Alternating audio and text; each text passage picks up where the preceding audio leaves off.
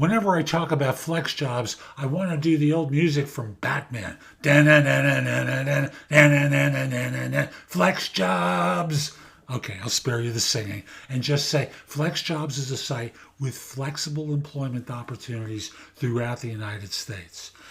It's a paid service, but it's a very good service for lots of different types of work. So use the link in the show notes. Check out Flex Jobs. Make your own decision about its value to you. I think you will find it very helpful if you're looking for flexible employment. And we'll be back in just one moment.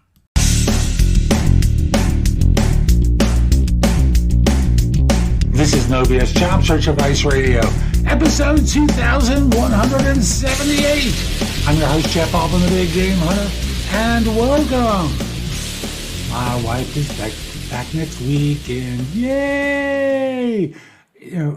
For those of you who've been listening for a while, my wife had to take care of her sister for 6 months with post-COVID issues. And I'm not going to go into detail. I'll just simply say her sister's much, much better. My wife has been at a 3-week teacher training for a program she's been involved with. So we've seen one another for 1 week in the last 7. So she's back next weekend. I've gotten that firmed up with her, and I am thrilled that she'll be home.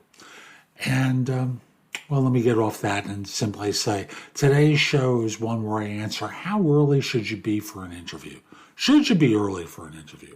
Hope you find this helpful and hope you give the show an honest review wherever you listen to it. It does help other people discover the show. Also want to mention, if you've got questions for me, you can email them to me at thebiggamehunter@gmail.com. In the subject line, put the phrase office hours or career coach office hours, because at a minimum, I'll try and answer it during the week, but if I'm too busy, I do a Friday live stream on LinkedIn, Facebook, and YouTube where I'll answer your question. And just as an aside, if you happen to be in the technology space and your firm is hiring, I do a thing called Tech Jobs Tuesday. Tuesdays at noon, I do a short read, 5 lines of technology job openings. So you can send them to me, just like with your questions, at thebiggamehunter@gmail.com. And now, let's get going. Support for today's show comes from EdUreka. EdUreka is a service where, for those of you who work in technology, you already know you've got to keep your skills up to speed or else you're going to be washed out at some time. So I'll simply say EdUreka makes it inexpensive and effective for you to learn what you need to learn in order to stay current in your field, or to learn skills in order to transfer to something completely different. Follow the link in the show notes. I think you'll be pleasantly surprised. And we'll be back in just one moment. How early should you be for an interview? What are the benefits of reaching an interview early?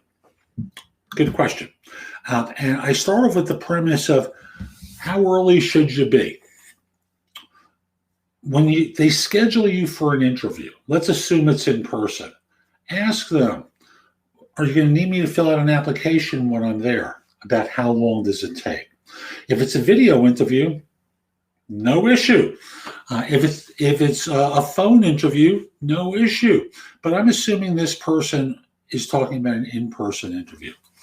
And thus, arrive 5 minutes early, because you never know.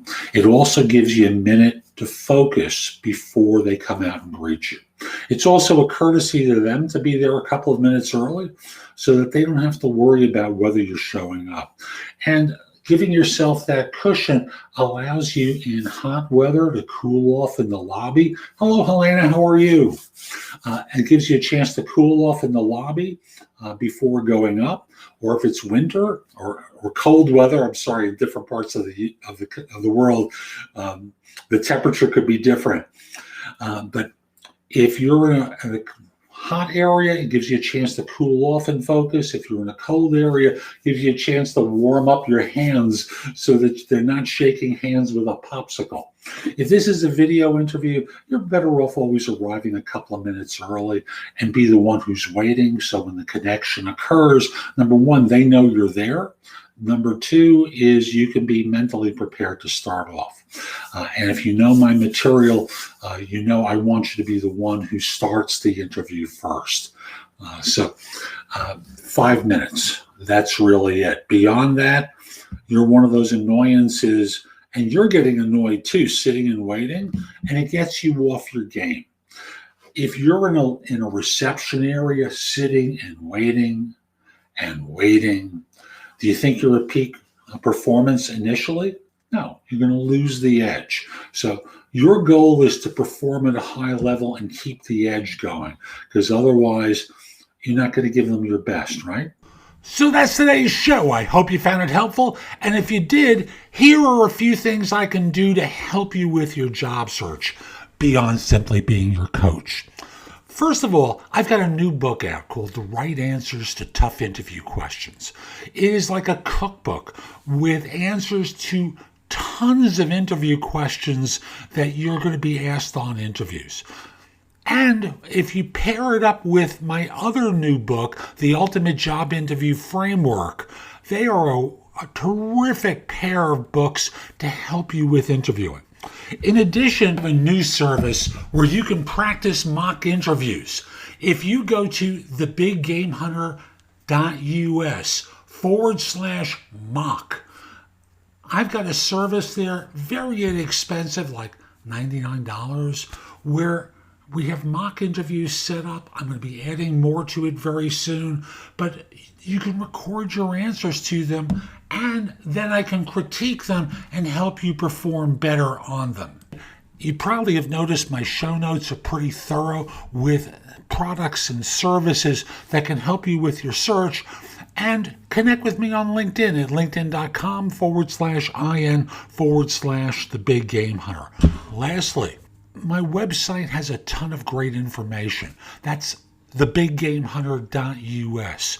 Now, if you're not ready to go there and go through the blog, put the address in your phone, thebiggamehunter.us, Jeff Altman. So this way, when you're ready to go, you have a way of getting back to my website. Hope you have a terrific day, and most importantly, be great!